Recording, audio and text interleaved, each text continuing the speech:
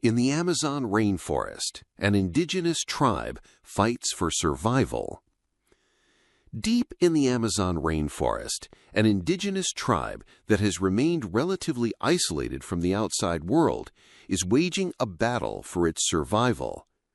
For centuries, the Yanomami have inhabited a vast area of pristine forest and large, meandering rivers on the border between Brazil and Venezuela, living off fishing, hunting, and fruit gathering. Today, the Yanomami, who number about 29,000, say they are at serious risk of losing their lands, culture, and traditional way of life. The lust for gold and other valuable minerals that lay beneath their ancestral territory has in recent years attracted a wave of illegal prospectors who have cut down forests, poisoned rivers, and brought deadly diseases to the tribe. Our land is again being invaded. Our rivers are again being polluted by mercury, said Davi Kopenawa, a Yanomami leader who has dedicated his life to protecting Yanomami rights and lands in the Amazon. Lust for gold brings death to the Amazon. Yanomami and local officials estimate there are more than 20,000 illegal gold miners, known locally as garimperos, on their homeland, even though the Yanomami territory is a nationally protected area where mining is banned. Jonia Wapichana, the only indigenous woman elected to the Brazilian Congress, said the devastation caused by the garimperos and the powerful economic interests bent on exploiting the rainforest is posing a threat to both biodiversity and the very existence of indigenous life. The number of invaders has increased, both loggers and miners, who are at the service of people who have strong economic power, and organized crime is beginning to enter the territory.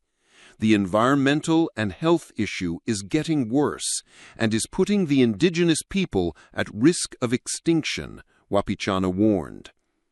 Illegal mining is devastating to the Amazon's environment, which holds a great spiritual value for indigenous people and is the source of their traditional livelihood, from food to medicines. Trees and habitats are destroyed, and the mercury used to separate gold from grit leaks into rivers, poisoning water and entering the local food chain. Mercury poisoning can harm organs and cause developmental problems in children, local activists said. Malnutrition and malaria. But garimperos bring more problems other than mercury. Child malnutrition has skyrocketed because the Yanomami, who are mostly hunters and gatherers, can no longer rely on their traditional diet and have become dependent on imported food with less nutritional value. Malaria cases have also soared in recent years, the result of the gaping craters filled with stagnant water left by the garimperos becoming breeding grounds for mosquitoes that transmit the disease.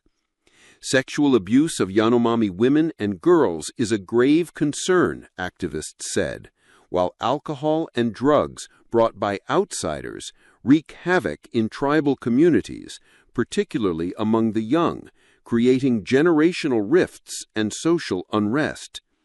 Wapichana, who has led cases to defend indigenous rights before the Brazilian Supreme Court, blamed authorities for lack of political will.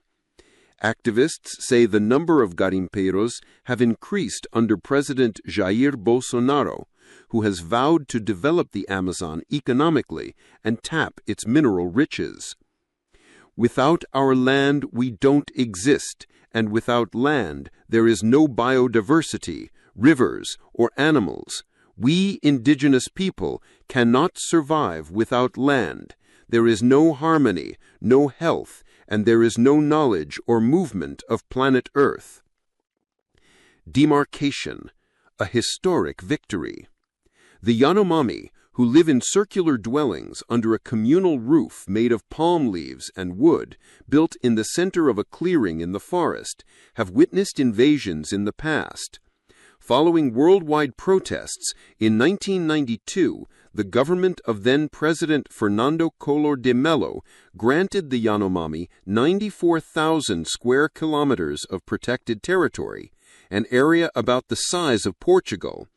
The demarcation was viewed as a historic victory for indigenous rights. Following a period of great suffering marked by violence, pollution, and the influx of garimpeiros, the Yanomami people managed to recover. Sidney Pozuelo, who was then president of FUNAI, the government body in charge of the protection of indigenous peoples, said it took only 4 months to remove some 40,000 garimpeiros from the territory. The example from 1992 shows that if the government wants to remove the garimpeiros, it can, Pozuelo said. At a recent gathering in the remote village of Shihopi, in the heart of the Yanomami territory, indigenous leaders and human rights activists celebrated the 30th anniversary of the demarcation of the territory. The event brought representatives of governments and local and international organizations who renewed calls on the state to take action to stop new invasions of garimpeiros. UN Human Rights fully supports the legitimate demands of Brazilians' indigenous peoples to remove illegal miners from their territories, said Jan Yarab, the UN Human Rights regional representative for South America, who attended the event. The indigenous peoples are the guardians of the Amazon rainforest, and they must be protected. For 4 days, participants performed traditional rituals, danced, and shared stories under the village's communal roof, or shabono. At night, children sat wide-eyed on the ground to watch films projected on a big screen. The mood at the village was mixed. While the demarcation anniversary remains a source of joy, the present and future of the Yanomami appear increasingly uncertain. Wapichana, who participated in the celebration, said that nature and life are inseparable for indigenous people. As the planet grapples with the effects of climate change, the world should learn from indigenous values to take care of its forests and rivers and build a more sustainable development. She said, "We have a responsibility towards nature and towards the environment to treat her like a mother, the mother who deserves all the care and protection, the mother who provides life, the mother who cares for all of us." If you enjoyed the video, don't forget to like, comment, and subscribe to the American Playbook. Your support means the world to us. Thank you.